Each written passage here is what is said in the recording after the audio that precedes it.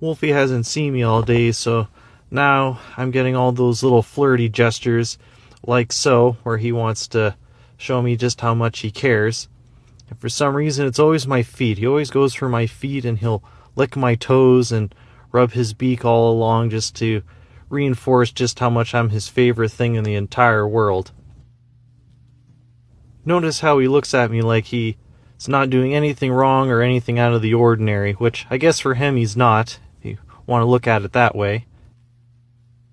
This is how you know when it's time for your bird to maybe go for a cold shower and get his mind off of things other than wanting to try and mate with you, which the regurgitating of food like you just saw, that is a mating and pair bonding action that your birds will do, and it's best to not encourage it.